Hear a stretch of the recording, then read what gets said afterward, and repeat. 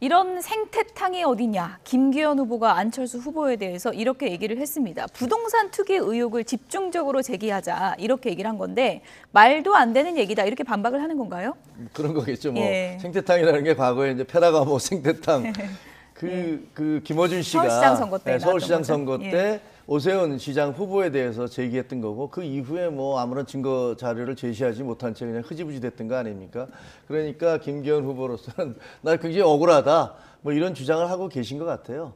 그리고 일부 언론에서 나온 거 보도를 보면 뭐 그때 공시지가가 오히려 좀 떨어지기도 했다. 그게 그 땅 밑으로 이 통과를 한다. 도로가 통과를 한다. 그러면 그 위로는 오히려 접근성이 불가능해지기 때문에 땅 그 공시지가가 떨어지기도 했다라는 일부 언론 조사가 나오고 있으니까 아마 김기현 후보로서는 그거를 문제를 제기하면서 나는 억울하다 이런 얘기를 하고 있는 것 같고요. 안철수 후보는 아니 그럼에도 불구하고 당신 그런 걸로 해서 여러 번 문제가 되지 않았느냐. 거기에 대해서 뭐 소송을 건 사람들을 무고죄로 다 역소송을 걸었는데 그 부분에 대해서는 또 무죄 판결이 나지 않았느냐. 그러니까 아마 당시의 재판부는 어쨌든 시장이라든가 이런 공적 자리에 있는 사람들에 대해서 의문을 제기하는 것 자체를 그걸 막으면 안 된다라는 취지에서 이제 무고죄에 대해서는 그냥 덮은 모양이에요. 그러니까 그런 걸 가지고 지금 공방이 이루어지고 있는 겁니다. 네.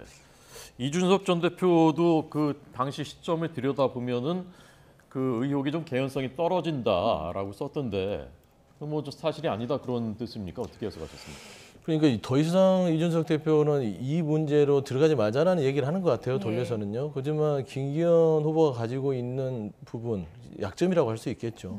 그러니까 본인이 가지고 있는 재산이 공직에 들어가기 전에 2배 이상 불어난 거는 사실입니다. 재산 신고 자체가. 그러면 어떤 식으로 해서 이게 재산 취득이 됐느냐라는 것들이 지금 보도된 것처럼 보도가 됐던 부분이잖아요. 뭐 1,800배 뭐 땅값 뛰었다. 그 외에도 그 당시에 울산시에 고문 변호사를 하고 부동산 관련돼서 좀 전문적으로 하셨던 분이기 때문에 그 당시 뭐 건물 투자나 땅 투자 이런 부분들이 있긴 있습니다. 제가 봐서는 안철수 후보, 원래는 황교안 후보가 지적을 했죠.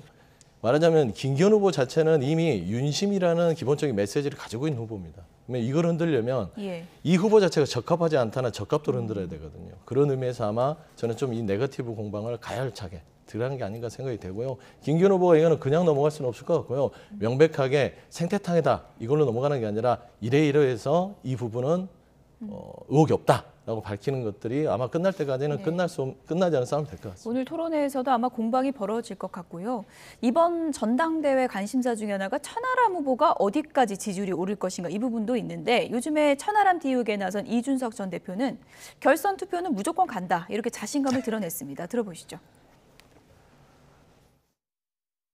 아무리 저들이 룰을 바꿔대고 한다 하더라도 결국에는 공부 열심히 해온 학생들이 올라갈 수밖에 없는 구조다 이렇게 보고 특히 저들이 간과한 것이 지난 2년 동안 저희가 당원 배가 운동을 가장 열심히 해왔던 집단입니다. 그래서 지금 조사별로 나오는 것이 당원 지지층 조사 결과보다 당원 여론조사에서 저희가 더 잘 나오는 경향성이 최근에 한 2개 정도 여론조사에서 나왔습니다. 그래서 그 조사들 예를 들어서 최근에 P&R 리서치에서 한 것을 보면은 당원이라고 응답한 층에서 보면은 안철수 후보에 비해 가지고 2% 정도 지금 우위를 보이는 것으로 나타나고 있고 안철수 후보와의 경쟁보다는 저희는 결선 투표를 준비하면서 가고 있습니다.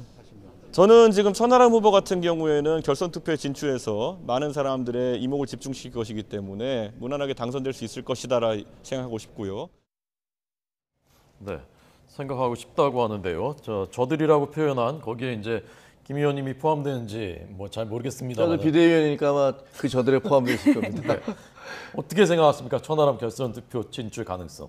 그건 저는 모르겠죠. 그게 유권자들이 판단하시는 거, 우리 당원들이 판단하신 거니까 쉽지는 않다라는 걸 알고 있어요. 근데 지금 이제 이준석 대표 같은 경우는 정치적인 뭐랄까 이런 표현 좀 이상합니다만 정치적인 장사는 잘하고 계시다 이렇게 생각을 합니다. 지금 방송 오래 보여주셨잖아요. 뭐 지금 천하람 후보나 저 후보들에 대한 지지 연설이 아니면 저렇게 많이 방송에 나와서 자기들 코멘트가 나오겠습니까?